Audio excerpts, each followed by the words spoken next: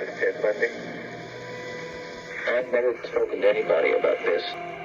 I am looking for an opportunity to tell the story as best I can. Let me know about it.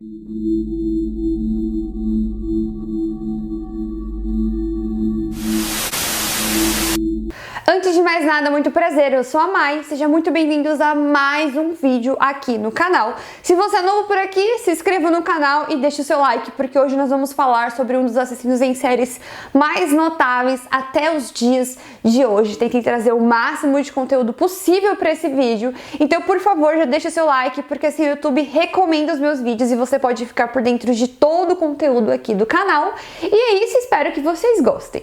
Theodore Robert Bundy, ele nasceu dia 24 de novembro de 1946 em Burlington, em Vermont, nos Estados Unidos. E a sua vida já começou de uma forma complicada. Ted, ele foi criado pelos seus avós em um lar totalmente abusivo. E acontece que para o Ted, os seus avós eram seus pais, mas na verdade a sua mãe biológica era Louise, que ela engravidou de um desconhecido e ele foi criado como se Louise fosse a sua irmã. Isso porque na época dos anos 40, uma jovem engravidar sem estar casada era um grande escândalo, e para não manchar a reputação da filha, os pais da Louise por muitos anos disseram para Ted que eram seus pais, fazendo acreditar que Louise na verdade era sua irmã. Seu avô, ele era um homem bem abusivo, ele constantemente batia em sua avó e no Ted, e era um lugar de muita confusão a sua casa. Há rumores talvez que o avô do Ted poderia ser o pai biológico do Ted e que ele poderia ter estuprado a sua própria filha, mas isso são apenas rumores, essa informação nunca foi provada, o que dá mais ênfase para um lar totalmente agressivo e que ele pode ter se naturalizado desses relacionamentos abusivos e turbulentos. Em 1951, a Louise, que era sua mãe biológica, ela se casou com um homem que se chamava Johnny Bundy, e esse Johnny Bundy adotou o Ted, e o Ted inclusive passou a usar o seu nome. Acontece que na época, Ted ele tinha 5 anos de idade e ele meio que era um garoto um pouco frustrado, porque ele não conseguia entender por que a sua irmã mais velha tinha simplesmente afastado ele dos seus pais, que na verdade eram seus avós. A sua mãe, ela teve mais 4 filhos e por mais que tentasse incluir o Ted na família, era sempre bem complicado, porque Bundy era considerado uma criança tímida, solitária e bastante segura. Ele passava o seu tempo com os seus irmãos mais novos e ele torturava animais, que é um comportamento juvenil bem comum entre os psicopatas. E de qualquer forma, ele tentava ser um bom aluno no colégio. Conforme ele foi crescendo, ele era considerado pelas pessoas que o conheciam uma pessoa elegante, formal, muito bem apresentável. Inclusive ele chegou a ter alguns trabalhos, mas ele não teve muito sucesso nesses trabalhos que ele teve. Porém, ele trabalhou 2 anos num programa social da cidade, que era um programa em prol do suicídio, né, para evitar que as pessoas se suicidassem e também contra o estupro. Acontece que estamos falando de Ted Bundy e muitas pessoas dizem que nessa época ele, já com seus instintos psicopatas, ele trabalhava nesse lugar para que ele pudesse entender melhor sobre a vulnerabilidade das pessoas, o que eu acho essa hipótese super ok, já que estamos falando de Ted Bundy. Em 1966, Ted ingressou na Universidade de Psicologia. Ele tinha 21 anos e conheceu uma linda moça que era sua colega da turma e, de acordo com Ted, ela era a garota mais linda de todas. O seu nome era Diane Marjorie. Eles namoraram por um curto período de tempo e essa garota tinha uma família muito rica. Ela era bem rica e o próprio Ted dizia que ela tinha um bom carro e que eles gostavam de viajar por horas em seu carro e trocar carinhos e palavras de amor. Mas Ted, ele sempre falava dela como uma mulher rica na alta sociedade e naquela época era o que ele queria ser. Mas a família dessa garota, ela se mudou para Califórnia e a comunicação entre ela e o Ted começaram a ir diminuindo conforme foi passando o tempo. Eles se correspondiam por cartas e conforme foi passando, ela começou a corresponder menos ainda ao Ted. Então o relacionamento deles foi se esfriando até que ela simplesmente parou de corresponder. Então ele entendeu que o relacionamento acabou, o que fez com que ele ficasse muito mal. Ele entrou em depressão, ele começou a ir mal na universidade. Mas em 1972 ele licenciou em psicologia na Universidade de Washington. Inclusive ele licenciou com honra. Em 1972, o Ted começou a se envolver com a política e ele era contra os extremistas que faziam manifestações e na época estava sempre presente em eventos e era responsável, era segurança por um dos candidatos a governador. O Bundy amava a política e o status que isso poderia dar para ele sobre ele estar com tantas pessoas influentes. Inclusive, ele chegou até a dar algumas entrevistas na época. Ted chegou a salvar, inclusive, a vida de uma criança que estava se afogando e o seu heroísmo rendeu uma condecoração em Seattle. Nessa época, um dos políticos que trabalhava com ele tinha um Fusca e ele viu o carro desse político e ele dirigiu o carro desse político e ele gostou muito desse carro e ele falou que ele queria comprar um carro igual, ele queria ter um carro daquele e foi isso que ele fez. Ele comprou um Fusca, que era o seu Volkswagen bege, que hoje inclusive está em exposição na prisão de Alcatraz, que é uma prisão que fica no meio do mar, numa ilha na cidade de São Francisco, na Califórnia. O carro do Ted Bundy é um carro muito conhecido para quem estuda muito sobre o Ted Bundy e por isso que é importante falar da onde ele tirou a ideia e como ele quis comprar esse carro. Em 1974, Ted Bundy decidiu cursar Direito na Universidade de Utah. Ele filiou-se ao Partido Republicano e chegou a trabalhar na Comissão de Crimes de Seattle. Ele teve muito acesso a estatísticas criminais e com esse trabalho ele podia ficar por dentro de tudo que a polícia local fazia para solucionar os crimes. Ali dentro da polícia, ele trabalhando na Comissão de Crimes, ele sabia como que a polícia agia, o que fazia, o que não fazia para pegar criminosos. Em uma noite, em um bar, Ted Bundy ele conheceu uma garota que se chamava Elizabeth. E essa garota que ele conheceu, ele imediatamente começou a se relacionar com ela. Inclusive, ela fala que ela levou ele para casa dela naquele dia. E ela tinha uma filha mais nova. Quando ela acordou, ele não estava na cama. Ela ficou totalmente assustada. Mas quando ela chegou na cozinha, ele gentilmente estava fazendo café da manhã para ela e para a filha dela. E ela achou aquilo muito gentil. Então, ela se apaixonou perdidamente pelo Ted. E o Ted chegou a falar que também se apaixonou muito por ela e que ela era o grande amor da vida dele e vice-versa. E eles começaram um relacionamento muito sério, ele estava sempre presente na vida dela, na vida da filha dela, vários passeios juntos, eles viviam como se eles fossem uma família. Nos anos 70, nos Estados Unidos, era um ano muito importante para o grupo feminista, onde as mulheres, as universitárias, elas estavam na luta a favor de seus direitos de igualdade na sociedade e também contra o estupro, e foi nessa época que coisas na cidade começaram a acontecer. Em 1974, na cidade de Washington, uma onda de garotas começou a desaparecer próximo ao campus da Universidade de Washington. Em abril de 1974, uma garota chamada Linda Healy desapareceu perto da Universidade de Washington. Ela trabalhava na rádio local falando sobre notícias e previsão do tempo e em um desses dias ela não foi trabalhar, então notaram seu desaparecimento. Ela morava dentro de uma fraternidade com algumas amigas da universidade e o quarto dela que ela dividia com uma dessas suas amigas era no porão. Assim que ela desapareceu, as suas amigas, as pessoas que estavam sempre em contato com ela recorreram à polícia e a polícia, ao fazer a investigação, descobriu que a porta dos fundos do porão onde ela dormia estavam abertas e quando eles foram fazer uma investigação no quarto dela e tiraram os lençóis de sua cama, viram que tinha muito sangue em cima da sua cama. E assim que abriram seus armários, descobriram também uma camisola, que era a camisola que ela estava dormindo, também tinha sangue. E as suas roupas, como seu jeans e seu tênis não estavam, que ela sempre usava para o trabalho, não estavam ali em cima da mesa. Então a polícia assimilou que alguém entrou lá dentro do quarto dela, machucou ali, depois trocou as suas roupas, arrumou seu quarto e levou ela para algum lugar. Em junho de 1974, Jordan Hicks, ela morava próxima à região da Universidade de Washington e bem próximo, por sinal, de onde morava a primeira garota que havia sido desaparecida. Ela voltava de um encontro com os amigos e caminhava em direção à sua casa. Ela tinha que ir embora porque ela tinha que dormir, pois pela manhã ela teria uma prova de espanhol. Acontece que ela não apareceu na sua prova de espanhol e o seu desaparecimento virou um grande mistério. De acordo com a colega de quarto da Jordan, a melhor amiga dela, na verdade, ela falou que uma semana antes da sua melhor amiga desaparecer, ela estava voltando para casa, era à noite, tarde da noite, ela estava na estrada voltando para casa.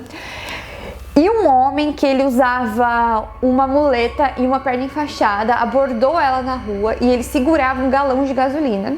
E esse homem, ele tinha uma aparência muito bonita, ele era um homem muito bonito e ao abordar ela, ele falou para ela que precisava muito de ajuda, que o seu carro tinha acabado a gasolina e que precisava de ajuda para abastecer o carro. E como que ele estava machucado, se teria como ela ajudar ele. Então ela queria ser uma pessoa gentil, falou, claro, posso te ajudar sim. Então eles foram caminhando até o carro dela e aí ele foi abrir o capô lá para colocar gasolina e pediu para que ela entrasse dentro do carro. E quando ela entrou dentro do carro, ela sentiu uma sensação muito estranha. Ela falou assim, ela percebeu que alguma coisa estava de errado naquela situação, que alguma coisa poderia acontecer. Então ela simplesmente pediu desculpa, desceu do carro e saiu correndo. Só que o que ela não sabia era que aquele homem realmente era um homem perigoso e uma semana depois iria matar e desaparecer com a sua melhor amiga.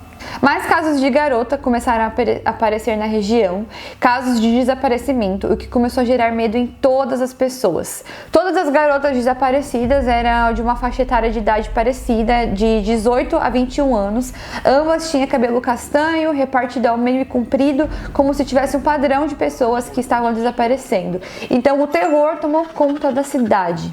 Em julho de 1974, no Parque Estadual de Sammamish, em Washington, era um dia quente, um dia de verão, onde as pessoas elas sempre iam nesse parque porque tinha muitos eventos, era um dia calor, tinham crianças, universitários, sempre iam passar o dia de descanso nesse parque. Só que nesse dia, 2 garotas ali desapareceram. De acordo com algumas testemunhas, naquele dia tinha um homem que chamava muita atenção pela sua aparência, parece que ele estava com uma bermuda branca e uma camiseta vermelha, e ele usava uma tipóia no braço, e ele estava abordando garotas porque ele parecia que ele estava pedindo ajuda para essas garotas para alguma coisa. Inclusive, de acordo com testemunhas, viram esse homem pedindo ajuda para essas 2 garotas que estavam desaparecidas. Uma delas se chamava Janice Ott e ela recusou a ajudá-lo imediatamente, mas um homem que estava próximo a ela e ao suspeito viu a cena de insistência daquele homem com a tipóia pedindo para que ela ajudasse. E quando ela se levantou para ajudar, ele se apresentou a ela e disse: "Oi, eu sou o Ted." Então eles foram direcionados para um Fusca da cor bege e depois nunca mais foi visto. Tanto Janice Ott como outra garota que se chamava Denise Nesland. Até aquele momento, então a polícia ela já tinha um suspeito, testemunhas, um retrato falado e sabia que o nome da pessoa era Ted e que ele dirigia um Fusca bege. Em agosto de 1974, a polícia recebeu uma ligação de uma garota que se chamava Elizabeth. A mesma dizia que seu namorado se chamava Ted Bundy e que ele devia ser investigado por conta de umas atitudes estranhas que ele estava tendo. Que o mesmo disse que teve um incidente onde ele perseguia uma universitária, que ele não tentou fazer nada, mas que ele fez mesmo assim. Ela também havia achado uma bolsa com roupas íntimas em seu apartamento e muitas chaves e coisas bem suspeitas, assim como ferimentos estranhos em suas mãos. Em mais contato com a Elizabeth, a polícia viu que aquele Ted tinha 100% as características daquele suspeito, todas as características físicas, como o nome, como o carro, e tinha testemunhas que estiveram presentes no local. Então a polícia começou a linkar todas as coisas e sim, eles tinham um suspeito principal, que era o Ted Bundy. Acontece que a foto do Ted Bundy foi mostrada para 8 testemunhas que estavam no local, no parque aquele dia, e 7 das 8 testemunhas disseram que não, que ele não era o assassino e que eles não conheciam aquele homem. O que chocou a polícia, porque naquele momento o Ted Bundy era o principal suspeito. Em setembro de 1974, Ted se mudou para Utah porque ele queria terminar sua faculdade de Direito. E lá ele era um homem normal, um homem visto, um homem muito bem visto. Inclusive ele foi convidado para participar da religião dos Mormons lá. E ele começou a participar. Então ele era um homem onde as pessoas via ele com um futuro muito promissor, com um futuro muito bom. Ele vivia sua vida normal e ele demonstrava que ele era uma pessoa totalmente normal. No dia 8 de novembro de 1974, 1974, uma garota chamada Carol Darroch, ela tinha 18 anos, ela tinha acabado de sair do colégio, ela tinha acabado de comprar o seu carro, era um Camaro preto, ela estava muito feliz com a sua conquista. E num dia ela decidiu ir no shopping, ela estacionou seu carro no estacionamento do shopping, entrou dentro do shopping e ela estava olhando a vitrine de uma livraria, quando um homem de uma aparência muito bonita chegou para ela e falou para ela assim, que o carro dela tentaram roubar o carro dela e que ela precisava acompanhá-lo.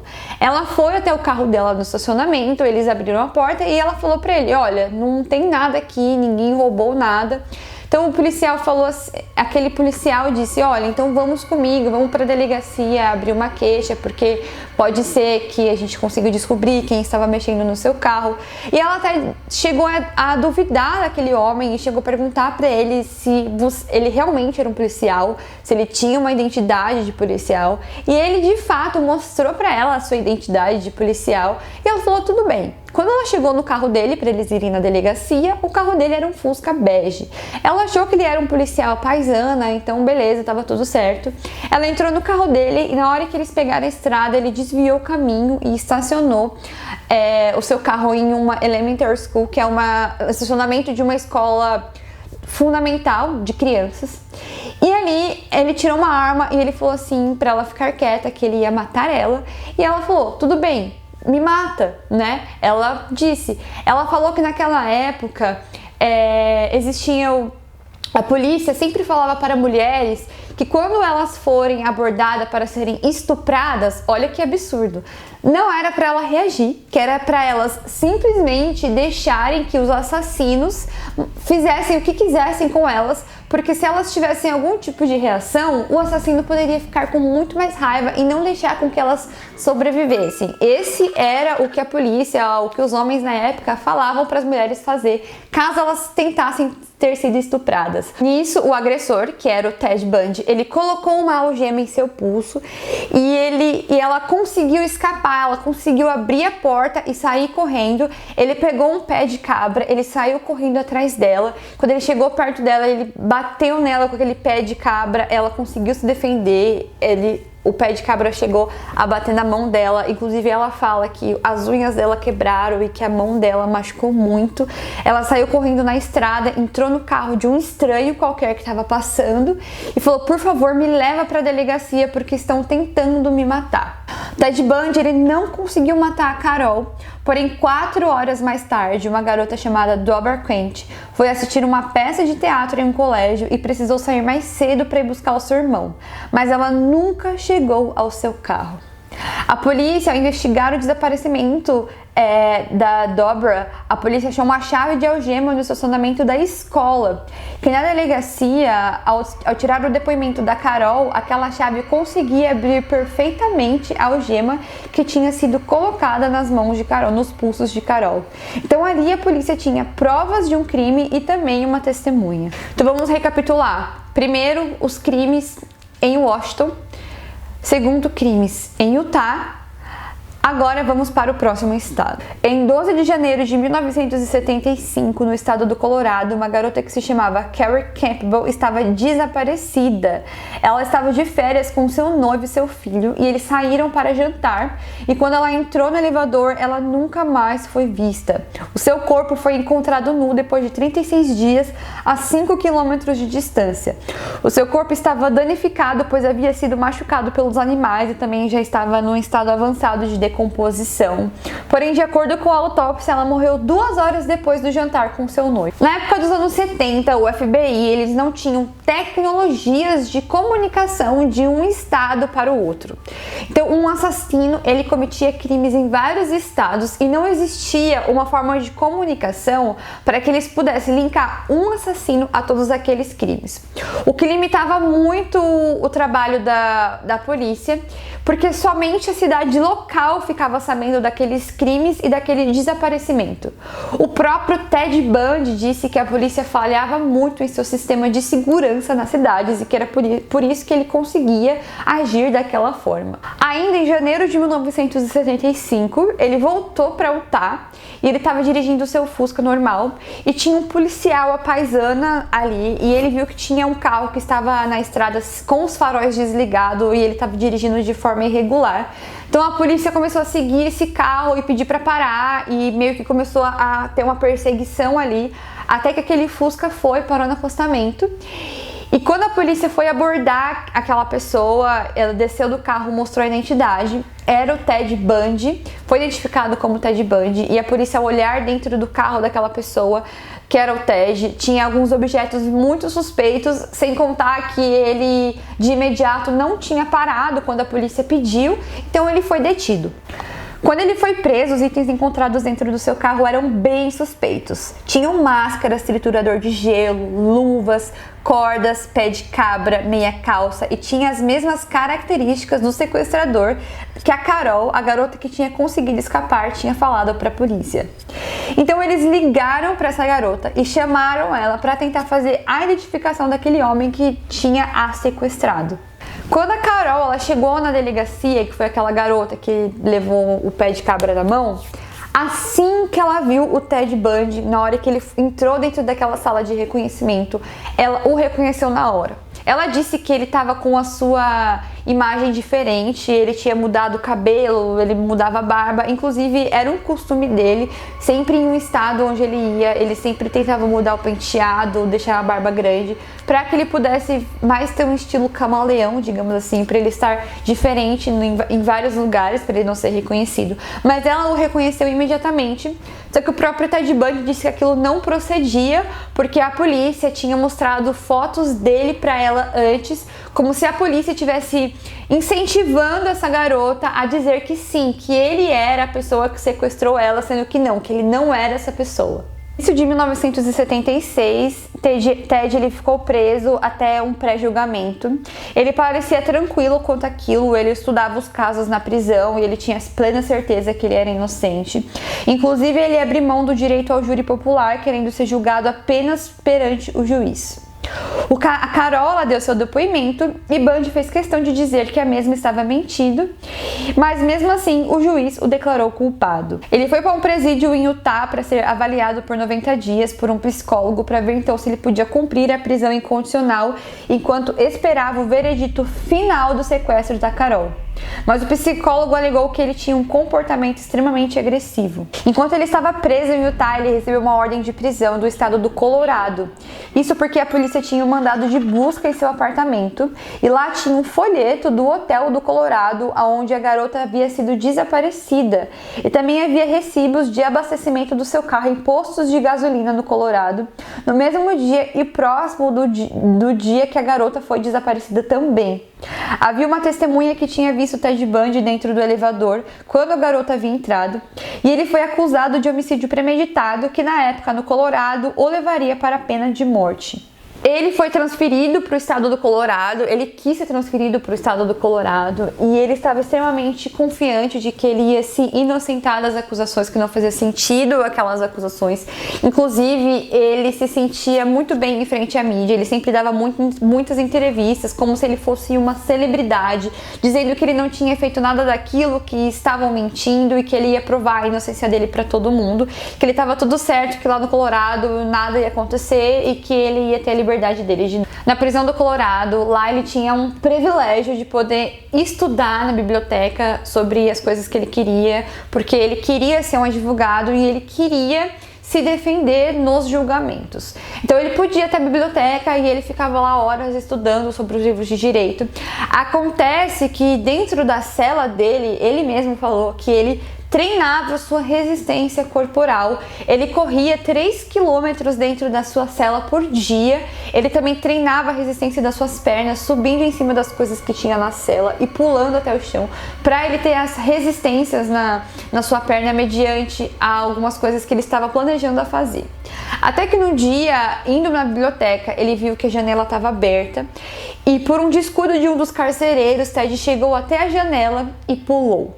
A janela tinha em média 7 metros e aí podemos ver que a sua fuga foi totalmente planejada. Se esconder e não ser capturado, ele se obrigou em uma cabana na floresta e passou fome e frio.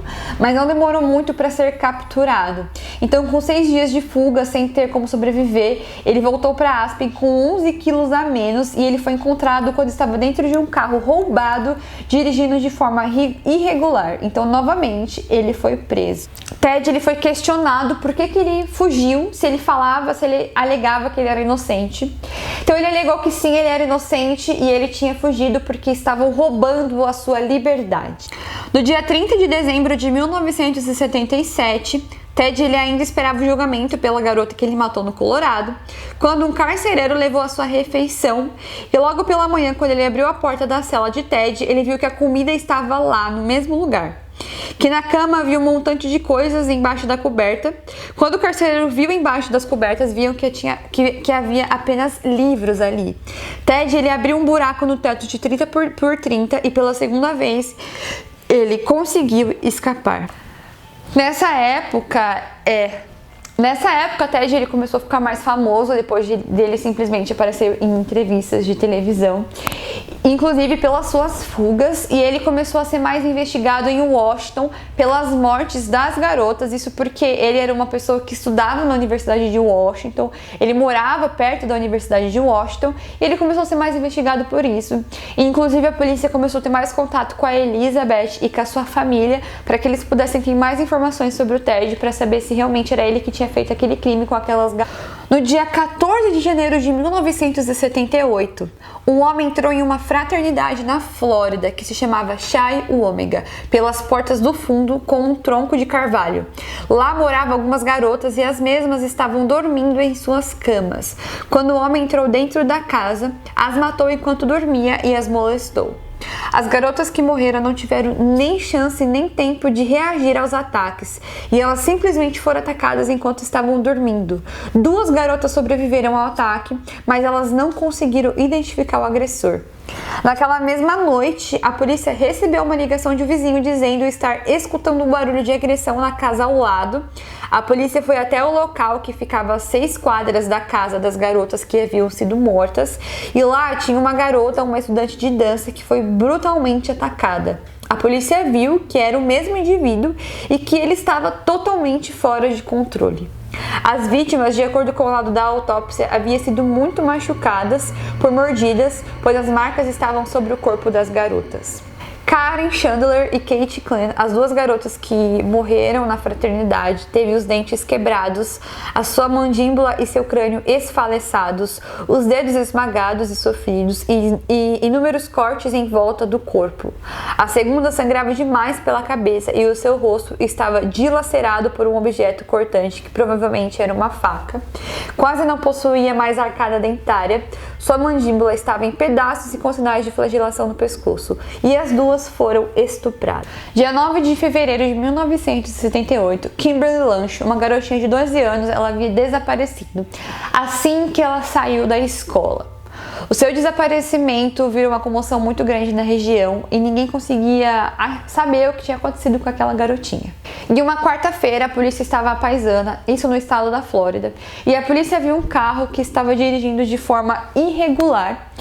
E essa polícia foi e parou esse indivíduo, e ao momento que a polícia parou essa pessoa, a polícia viu que aquele carro era roubado, então a pessoa que dirigia aquele carro foi detido. Esse homem também carregava 21 cartões roubados e, de tanta polícia insistir, ele se apresentou com uma identidade falsa, que ao sair nos jornais, a pessoa que tinha o nome que o Ted disse quem era, se apresentou na polícia e disse que aquele homem havia roubado a sua identidade. Quanto ao carro que ele roubou, esse carro, o dono do carro, ele morava próximo da fraternidade Chi Omega, assim como todos os cartões, os 21 cartões de créditos que eram roubados e fraudados, foram roubados em um bar próximo à fraternidade Chi Omega, e também de acordo com a polícia, aquele homem, a sua residência era próximo à fraternidade Chi Omega. A polícia finalmente A polícia finalmente identificou aquele homem como Ted Bundy, um dos 10 criminosos mais procurados nos Estados Unidos. O corpo da garotinha Kimberly Lange havia sido descoberto abandonado no meio de um matagal, e ao mesmo tempo acharam uma van que Ted dirigiu, onde tinha vestígios da garota e também do Ted, que fazia com que a polícia tivesse provas que ele teria matado a garotinha. A polícia também tirou moldes de sua boca para comparar com as vítimas da fraternidade. E na semana seguinte, a polícia começou a ligar os casos dele em outros 5 estados dos Estados Unidos. Em 7 de julho de 1978, ele foi indicado por homicídio pelas mortes no estado da Flórida, porém o mesmo alegava que era inocente. Ted Bundy ele estava sendo acusado por morte de várias pessoas em vários estados, então ele teve mais de um julgamento. Ele foi conduzido a julgamento pela primeira vez em junho de 1979, em Miami, em virtude dos crimes cometidos na fraternidade Chi Omega na Universidade Estadual da Flórida. Não fez questão de ter um advogado e decidiu se defender sozinho. Estava completamente confiante de que conseguia vencer o júri de sua inocência. O veredito ocorreu em 23 de julho de 1979. Após quase 7 horas de deliberação, o júri considerou Ted Bundy culpado de todas as acusações e o mesmo foi sentenciado à pena de morte. Ted Bundy foi julgado pela segunda vez em 7 de janeiro de 1980 pelo assassinato de Kimberly Lynch. Para evitar o erro anterior, optou por um representante, por uma dupla de advogados. A tese defensiva consistiu em provar a insanidade do acusado, mesmo com todos os esforços da defesa em provar que ele é uma pessoa louca. A acusação apresentou 65 testemunhas que conectavam Bundy à vítima no dia do desaparecimento. Ted Bundy foi mais uma vez considerado culpado e sentenciado à morte. O julgamento do Ted Bundy na Flórida, ele foi o primeiro julgamento televisionado nos Estados Unidos. O Ted Bundy ele era muito popular na mídia e os seus crimes foi algo que afetou muito a população. Então as pessoas queriam saber qual seria o veredito do crime. Então sim, foi televisionado, a mídia ficou à loucura, muitas pessoas foram até lá. Parece que tinha mais de 50 países televisionando o julgamento do Ted Bundy. E ele sabia disso e uma das pessoas que ia depor a favor dele, que se chamava Carol, eu não sei o nome, como seria em inglês esse nome, eu não sei. Mas ela era uma testemunha a favor dele, onde ela queria dar álibis pra ele, ela queria falar que ele não tinha nada com aquilo, que ele era inocente, todas essas coisas, porque na verdade ela era uma pessoa extremamente apaixonada por ele. E ele, como era muito inteligente numa jogada de marketing, que eu acredito que tenha sido uma jogada de marketing, ele pediu ela em casamento mediante ao júri, porque ele sabia que de acordo com a lei da Flórida, quando eles estavam à presença de um juiz, o juiz poderia conceder o casamento. Então ele foi e pediu ela em casamento durante o julgamento televisionado. Ela aceitou, então ele olhou para o juiz e o juiz meio que os declarou casados. Enquanto ele estava no corredor da morte, ainda no relacionamento com essa garota que se chamava Carol, eles tiveram uma filha e por muito tempo ela ficou indo visitar ele na prisão junto com o filho dela, para que ela pudesse ver o Ted, para que o Ted conhecesse a filha, como se eles fossem uma família de fato. E acredita que ela tinha esperança de que ele iria sair de lá e que ele não iria ser morto na cadeira elétrica. E o Ted, nesse tempo, ele tentou entrar com todos os recursos possíveis para que ele não viesse a ser executado. Inclusive, foi adiado por algumas vezes a execução dele. Porém, chegou um momento onde a mídia, onde a população começou a pegar muito em cima, porque ele tinha matado as pessoas, ele tinha sido acusado no estado da Flórida, no Colorado, e ele ainda era investigado pelas mortes das outras garotas. Então, quando ele simplesmente tinha esgotado os recursos que ele tinha de advogado, de falar o que ele podia para que ele não viesse ser executado, um dia antes da sua execução, ele chamou um repórter, um detetive, e ele confessou todos os seus crimes. O que as pessoas acham que foi uma estratégia dele confessar todos os seus crimes, justamente para que pudesse adiar mais uma vez a sua execução, mas isso não aconteceu. Eu vou deixar aqui um trecho dessa última entrevista que ele deu um dia antes dele morrer. Inclusive, no documentário da Netflix, que é onde foi a minha maior fonte de pesquisa para esse vídeo aqui, que é É um documentário narrado pelo próprio Ted Bundy. Quando ele confessou seus crimes, ele não falava dele como agressor, ele tratava ele como uma terceira pessoa, ele falava indivíduo ou ele, e de acordo com a pessoa que estava conversando com ele, era como se ele estivesse revivendo aquela cena novamente. All those victims out there and their families who are so wounded, years later, their lives have not returned to normal. They will never return to normal. Absolutely. Are you carrying that load, that weight? Is the remorse there? Again, I know that people will accuse me of being self-serving, but we're beyond that now. I mean, I'm just telling you how I feel. But through God's help, I have been able to come to the point where much too late, but better late than never, feel the hurt and the pain that I am responsible for. Yes, absolutely. In the past few days, myself and a number of investigators have been talking about unsolved cases, murders that I was involved in. And it's hard to talk about all these years later because it revives in me all those terrible feelings and those thoughts that I have. A execução estava marcada para o dia 24 de janeiro de 1989. Do lado de dentro da prisão estadual da Flórida, Bundy fazia sua última refeição: filé, ovos, purê de batata e café. Do lado de fora, aproximadamente 2.000 pessoas cantavam e dançavam, saltavam fogos de artifício, aguardando ansiosamente pela execução. Em placas, cartazes e camisas eram vistos como Fry, Bundy, Fry, que é frite, Bundy, frite. Suas últimas palavras foram: Jim e Fred, eu gostaria que vocês dessem meu amor à minha família e amigos. Jim Coleman era um de seus advogados e Fred Lawrence era o ministro metodista que rezava com o Bundy durante a noite. Ted havia sido condenado pelo assassinato de 36 mulheres, mas a polícia estima que o número chega até 65 ou mais de 100. Segundo as autoridades, seu primeiro assassinato teria sido aos 14 anos, quando teria matado um vizinho de 8 anos. Ted Bundy foi executado na cadeira elétrica no estado da Flórida, nos Estados Unidos. O seu pedido foi para que ele viesse a ser cremado e as suas cinzas jogadas numa montanha em Utah, que era um lugar onde ele disse que ele foi muito feliz e que na verdade é um dos lugares onde tinha muitos dos corpos das suas vítimas enterrados. Um transtorno de personalidade narcisista. Ele usava sua aparência como forma de seduzir as vítimas, além de se sentir bem com a repercussão dos atos que cometia. Ele tinha o seu modus operandi bem específico. Ele procurava por garotas jovens, universitárias, com cabelos escuros. Seu método de abordar suas vítimas era sempre com uma tipóia ou amuletas, alegando às garotas que precisava de um tipo de ajuda. E assim que as atraía, eles a matava de forma brutal e depois as estuprava e desaparecia com os corpos de suas vítimas.